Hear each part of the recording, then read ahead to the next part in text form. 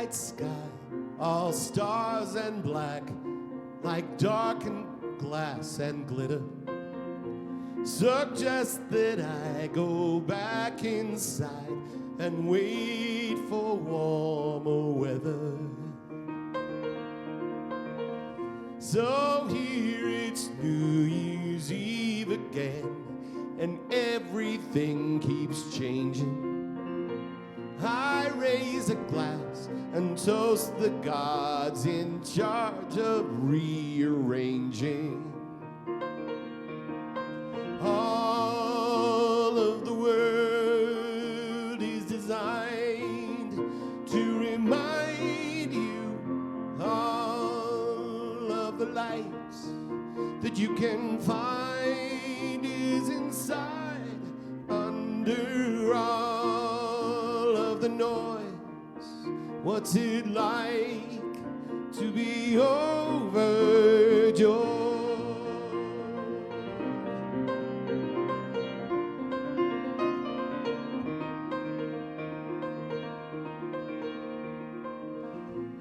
In spite of daytime planners, higher standards, dreams defended, there's not a single thing that's turned out quite like I intended. And so you learn that holding on is nothing less than panic. When things just fall apart and hearts get that much more gigantic, all of the world is designed to remind you all of the lights that you can find is inside under all of the noise. What's it like to be overjoyed?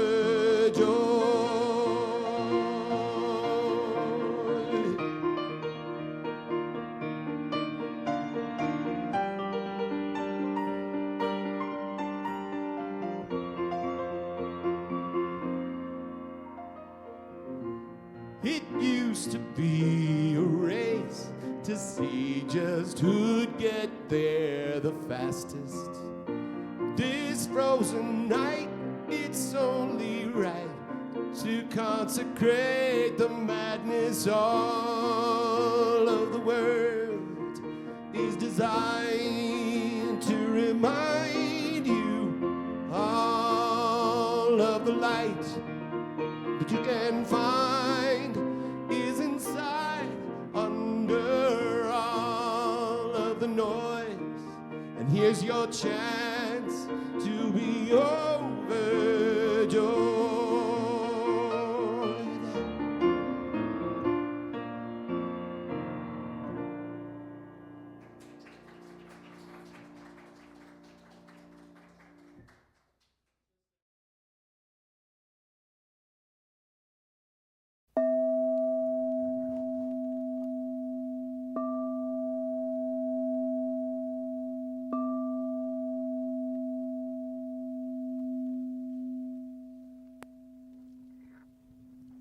Please join me in prayer.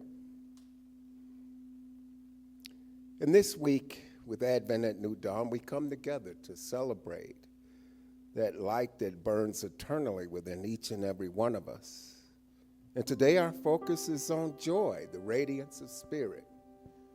I know that everything that takes place here in this space today will be absolutely perfect in every way, and give thanks for all of the beautiful expressions of the divine that have come together to make this celebration possible. We know that there's one perfect life and that life is God. That life belongs to each and every one of us here.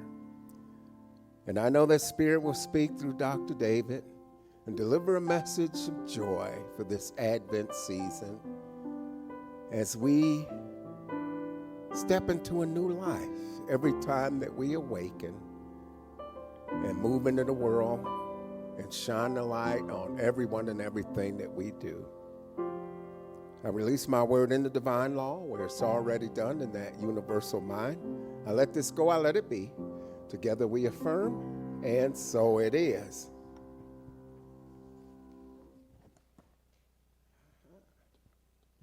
I have got some earnest for you guys. How about that? We're just going to earnest ourselves. You know, we get young Dr. Davis earnested up, and his message will have depth, weight, and he's going to talk about joy. We don't smile much around here. We're kind of a glum lot. Our first quote from Ernest: back of all this desire is impulse of spirit to express. Our second quote: we participate in awe and joy and wonderment as the manifestations of our clarified thinking, our expanded belief, and our enhanced faith begin to appear.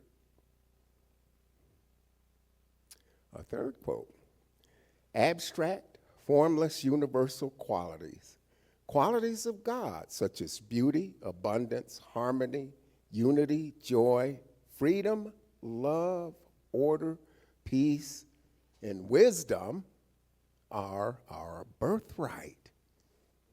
How about that? That's a bag of goodies for you. And our fourth and final quote for the week: God can do for us only as we allow him to do through us.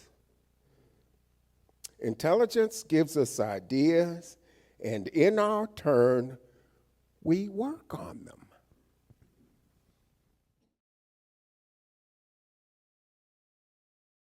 Rick and I were out doing some holiday running around, as I know many of you are, and we came across this bag, which is our 4 Sundays of Advent. We started with hope. Last week we talked about peace. Today we're talking about joy. And next week, for the final Sunday of Advent, we'll be talking about love. So thank you, Spirit. There are no mistakes. As we prepare for next Sunday, for the 4th Sunday, which is also solstice, right? The shortest day of the year. Yeah, from then on out, we start getting more light minute by minute. So, there we are, wherever we are on the planet, sweet Marty. That is the truth. So what else is going on? 3rd Sunday of Advent. Next week, the 4th Sunday of Advent, and our Christmas service. So please, do what you can to be here. We have a special service planned for you. Russell and I will be doing a little speaking. We are so blessed to have Ken and Karen with us next week.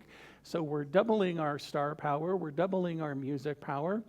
Join us at 1 o'clock, a little bit earlier. Join in the Christmas Carol festivities. Sing along. Help us raise the energy in this space and on the planet. We would love to see you. And our Broncos are on a roll. I know it's not the highlight of everybody's week, and we wish them well today as well.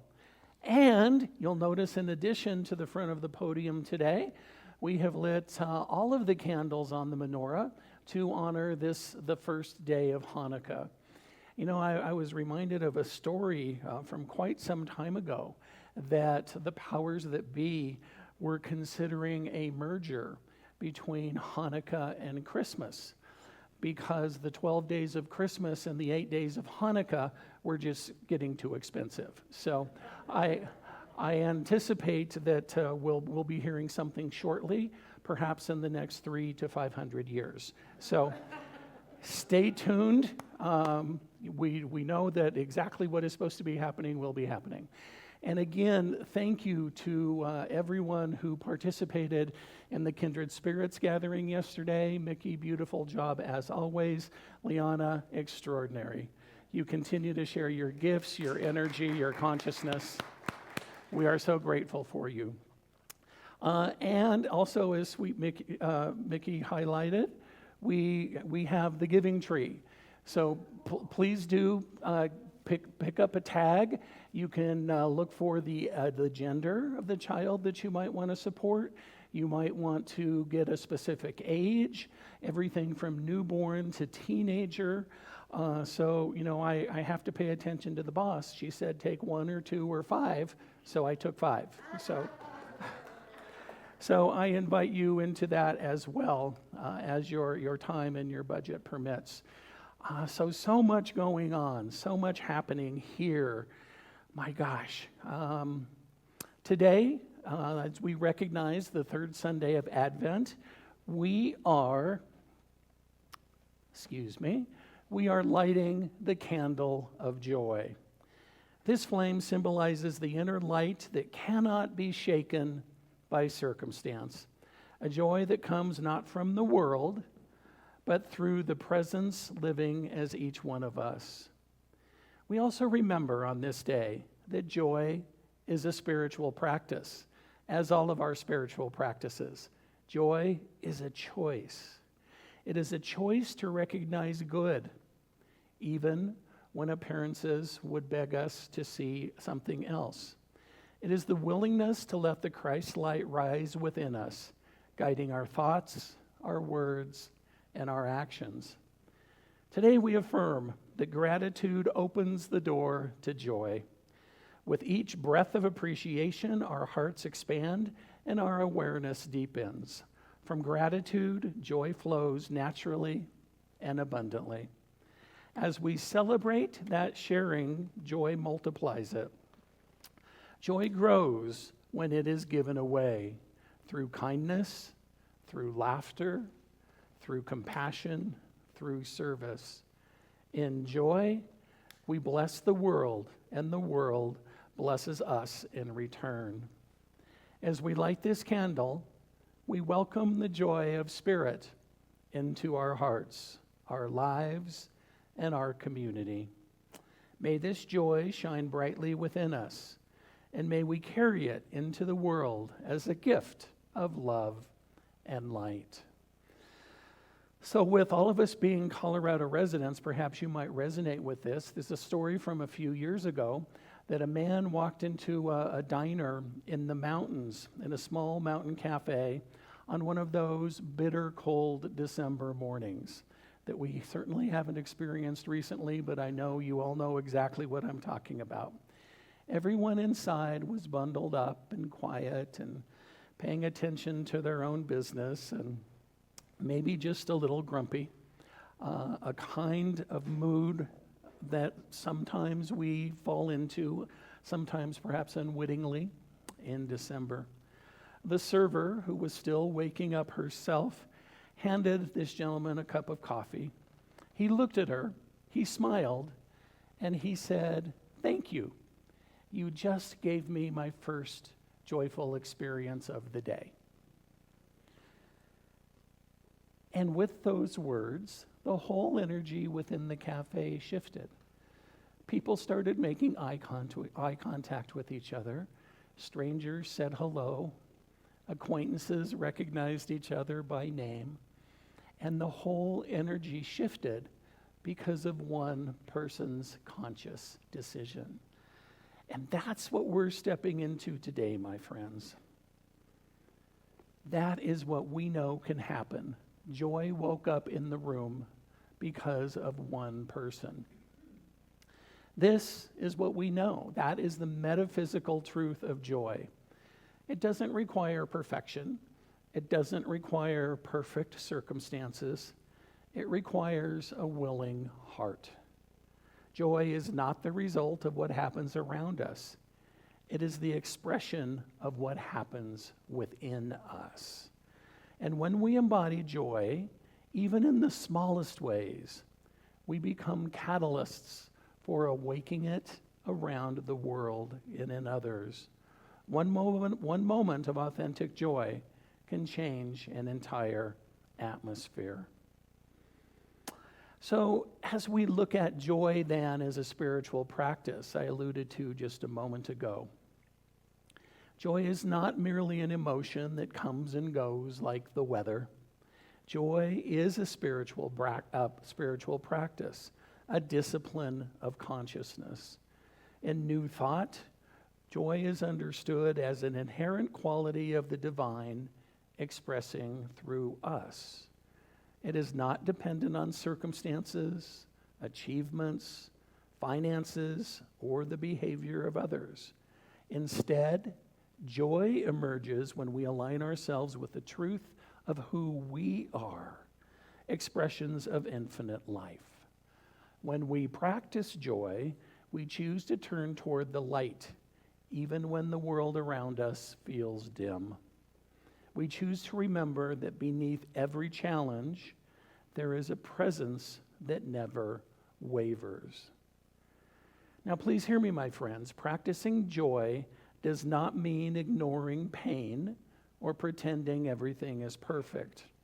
Rather, it means cultivating an inner orientation toward the good, even in difficult times. It is the conscious decision to look for the sacred in ordinary moments. It is the recognition that joy is not something we wait to feel.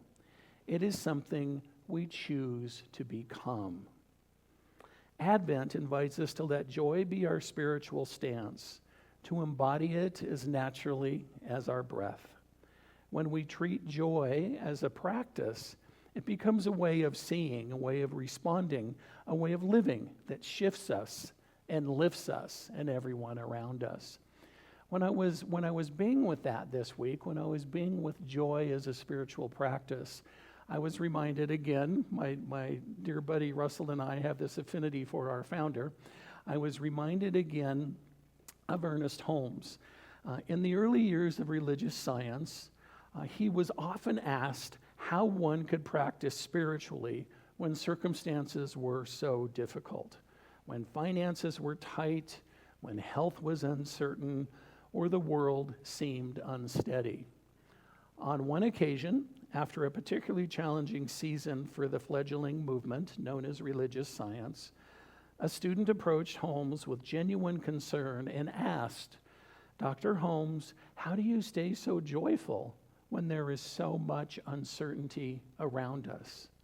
He smiled, not dismissively, but deliberately, and replied that joy was not something he waited to feel once conditions improved. He explained joy was something he practiced as faithfully as his prayer and his meditation work. He described joy as an inner alignment with truth, a conscious decision to stand in harmony with the life principle itself. Joy, Holmes said, is the emotional signature of knowing that life is for us, never against us. He went on to explain that each morning, regardless of circumstances, he intentionally cultivated joy, sometimes through gratitude, sometimes through humor, sometimes through a quiet recognition of the wonder of existence. Holmes believed that joy was not naive optimism. It was spiritual confidence. It was the felt awareness that the creative intelligence of the universe is active, responsive, and expressive through each and every one of us. Holmes taught that when joy is practiced consistently, it becomes a powerful cause rather than a fleeting effect. It sets the tone of consciousness, opens the heart, and invites creative possibility. Joy, he said, is faith made visible in the emotions. And choosing joy, not because life is perfect, but because life itself was present. He demonstrated one of the core teachings of religious science, that we consistently embody in what we consistently embody in consciousness becomes the very channel through which spirit moves. So I invite you into that in the days and the weeks ahead, and perhaps in the new year itself. Joy as a spiritual practice. And I think you're starting to get a sense of who I am after being with you for several months now. And one of those things is that I love books. All shapes, all sizes, whether I understand the language or not. I like the pages, I like feeling them, I like smelling them. I like everything about books. And one of my favorites this season is Stories Behind the Best Loved Songs of Christmas. And it's well researched, and it talks about, a whole bunch of carols. So when you've heard me talk about the carols that are embodying the principles that we're talking about, a lot of that was spurred by this particular book. Anyway, so I will continue that practice today and share with you Christmas carols that embody what we're talking about. So as we look at joy as a spiritual practice, I invite you into the song, Joy to the World. It is the perfect companion to this particular thought that joy is a spiritual practice rather than an emotional accident. The carol begins not with a request, but with a firm declaration. Joy to the world, the Lord has come, right? It reminds us that joy is something we welcome and prepare room for, an active opening of the heart. When the hymn proclaims, let every heart prepare him room, it invites us to cultivate joy consciously and intentionally, the same way we cultivate peace or faith or gratitude. Joy grows in us when we practice making space for it.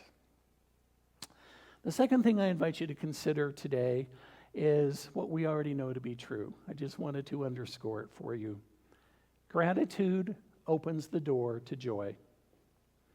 Gratitude is one of the most powerful catalysts for joy. When we consciously appreciate even the smallest things, our inner landscape shifts.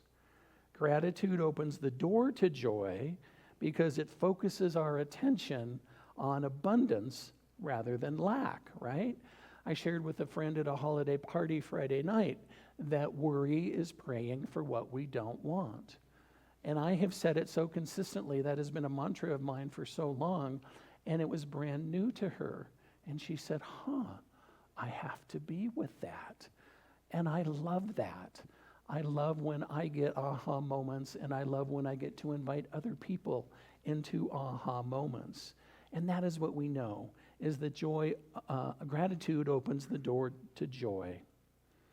It invites us to focus on what's working rather than what is missing, on the presence of good rather than the illusion of separation. Spiritually, gratitude is the act of recognizing the divine in the moment before us. It changes our vibration and aligns us with the flow of life itself. When we practice gratitude consistently, when we pause to give thanks for breath, for sunrise, for friendships, for pumpkin bread, it brings joy to our hearts. For that is what happens naturally. Gratitude clears the clutter of worry and resentment, making space for joy to rise. So on this, the third Sunday of Advent, we prepare the way for the inner birth of the Christ light. Gratitude becomes the broom that sweeps the heart clean. The more grateful we are, the more we notice there is more to be grateful for. And the more grateful we become, the more joy becomes not a momentary feeling, but a steady radiance that lights our days. So as we think about that then, gratitude opens the door to joy. The song that comes to mind for me is Angels We Have Heard on High. That carol lifts our awareness upward with its sweeping refrain of Gloria in excelsis Deo. The carol is essentially a song of gratitude, an outpouring of thanks for the presence of divine love entering the world. When we sing it, we join the angels in expressing wonder, praise, and appreciation. That vibration of gratitude opens us to a deeper joy. The shepherds, upon hearing the angel's song, respond with awe and thanksgiving. And that gratitude leads them into the joy of witnessing something sacred.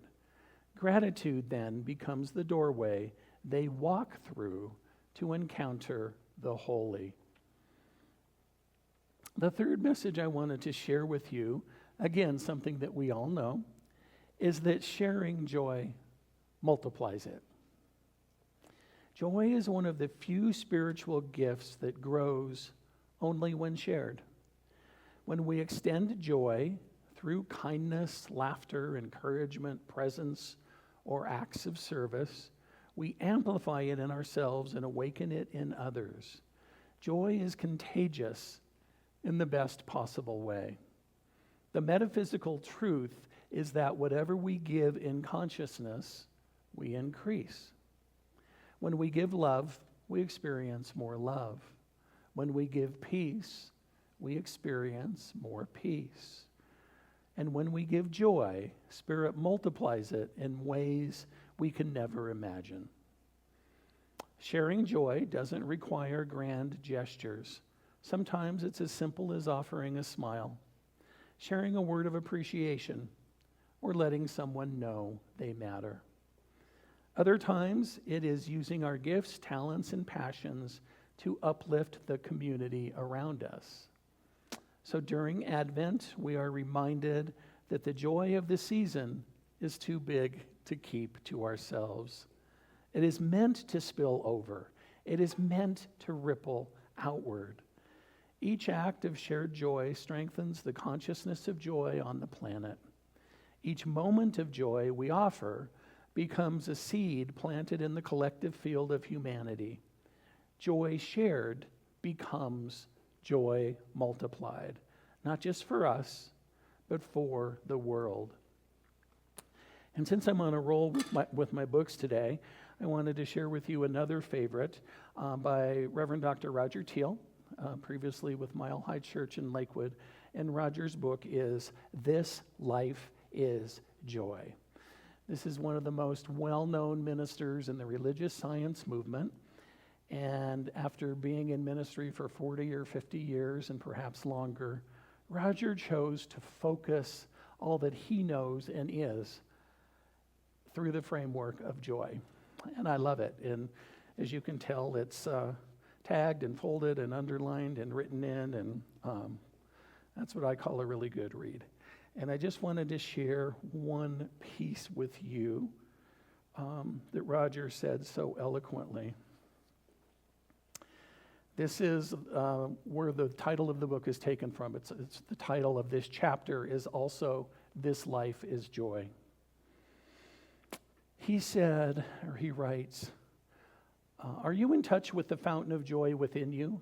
Can you sense this joy bubbling up everywhere, trying to proclaim itself once more to a weary world? Do you remember the secret power hidden in this joy? And are you ready to dance with it again? In many quarters, there is widespread agreement that the human condition on this planet is difficult, if not deplorable. Age after age, century after century, year after year, humankind continues to play out the themes of struggle, limitation, alienation, impoverishment, violence, and heartlessness. Various political and religious systems have attempted to change this recurring drama, but with little lasting success. Then, add to this the natural processes of change inherent in all life systems: birth, then death; youth, then aging; creation, then destruction. And it all seems to add up to a mighty, dreary scene. Yet there have been mystics and enlightened ones who have been very familiar with the human condition and who have, nonetheless, proclaimed great good news about life here and now. Among them, Jesus declared, "In the world you have tribulation, but behold, I have overcome the world." It helps to remember that Jesus seldom taught with the focus upon his worldly self. Instead, he constantly shone light upon the higher self, the I am in all of us. What he probably meant to say, and actually may have said, beyond the comprehension of the listeners of the day, is, in the world you have tribulation, but I am overcomes the world. His constant invitation was for each of us to discover and represent the I am truth of our being. In this way, we too overcome the world. Further, the Great One said, "Ask and you shall receive, that your joy may be full." So that is our focus on joy, and that is what we know to be true, that sharing it multiplies it. And for this particular lesson, I am reminded of the carol, "Go Tell It on the Mountain." It is taken from a Negro spiritual. It is a spiritual in the best and highest sense. It is a carol that celebrates the power of sharing joy. It's not a quiet contemplative song. It's a call to action. Go, tell it on the mountain that Jesus Christ is born. It highlights the spiritual truth that joy was never meant to be kept private. The shepherds didn't whisper the good news. They spread it widely, and in sharing it, their joy expanded. The carol beautifully illustrates that when we share our joy, our kindness, our upliftment, our good news, we multiply it in the world. The joy we give becomes the joy we live.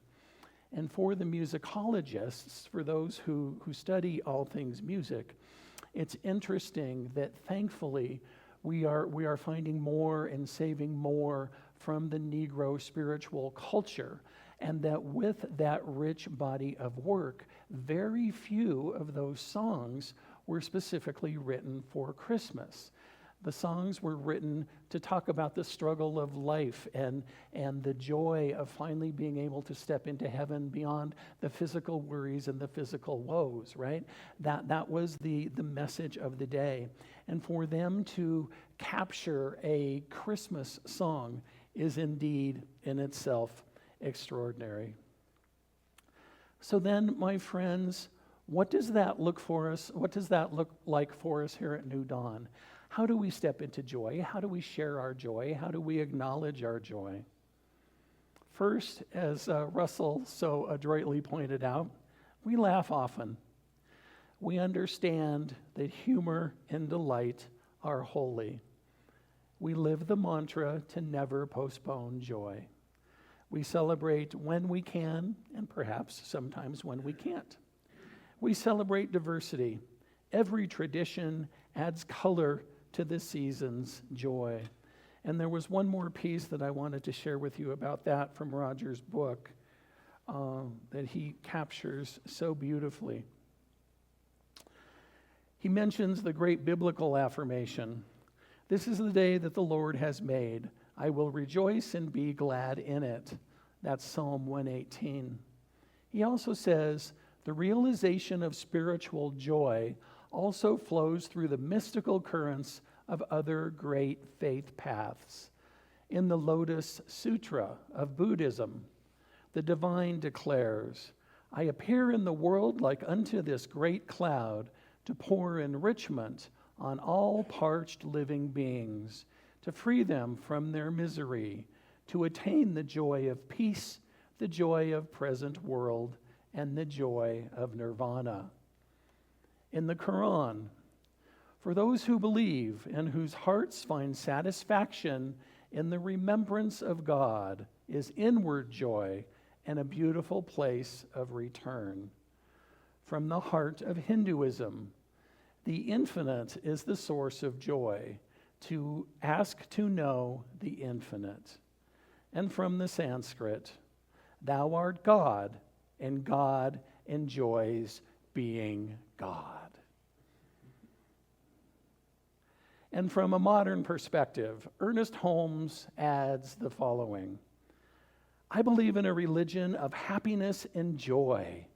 There is too much depression and sorrow in the world. These things were never meant to be and have no real place in the world of reality. Religion should be like the morning sun, sending forth its rays of light. It should be like the falling dew, covering the land with fragrance and sweetness, like the cool of evening and the repose of night. It should be a spontaneous song of joy and not a funeral dirge. From the fullness of a joyous heart, the mouth should speak. So that is joy. That is how we choose to embody joy here at New Dawn. And finally, the third way we practice joy is that we sing our gratitude. Music, my friends, is indeed our shared prayer of joy.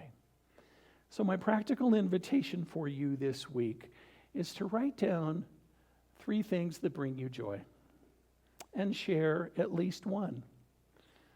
You can make a call, you can write a note, you can send a text, you can step into an act of kindness.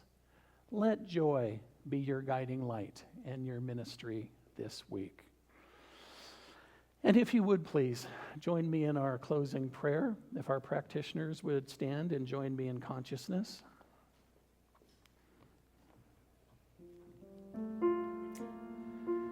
Infinite presence, we enter this sacred moment with hearts wide open to the light of joy.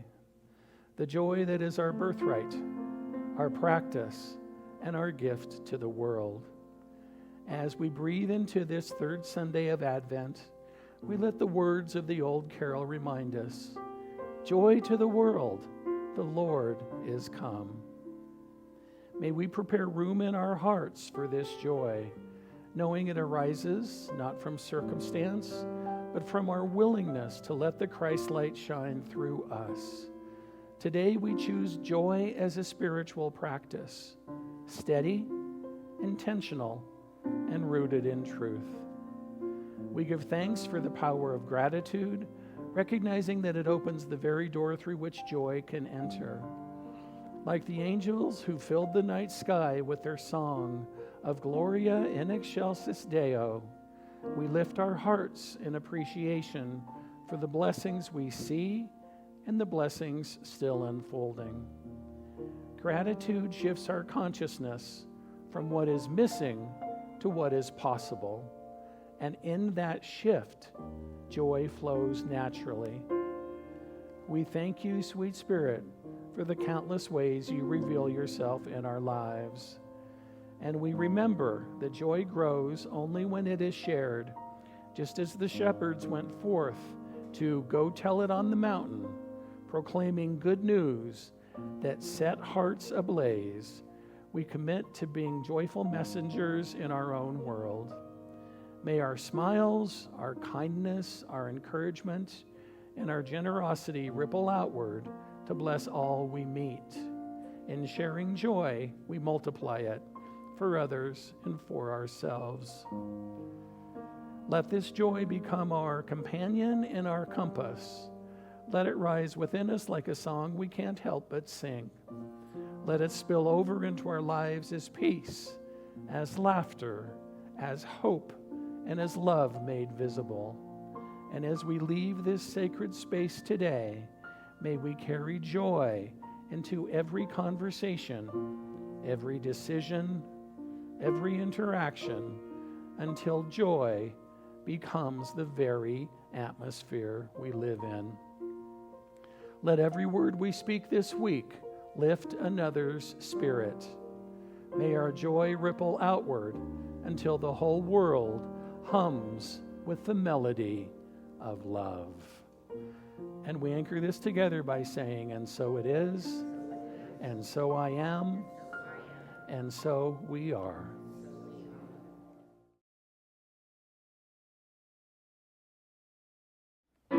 For years I would talk about how I wanted to change the world, but I always left it up for someone else to do. Then I finally realized that I needed to take a stand and that by changing my thinking could change my life. That's how I could change the world. Let there be peace. I am a stand for peace. Let there be love. I am a stand for love. Let there be joy. I am a stand for joy. We are making a new world now. Let there be peace. I am a stand for peace. Let there be love. I am a stand for love. Let there be joy.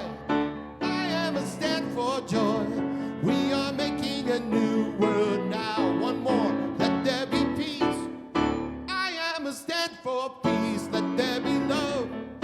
I am a stand for love. Let there be joy. I am a stand for joy.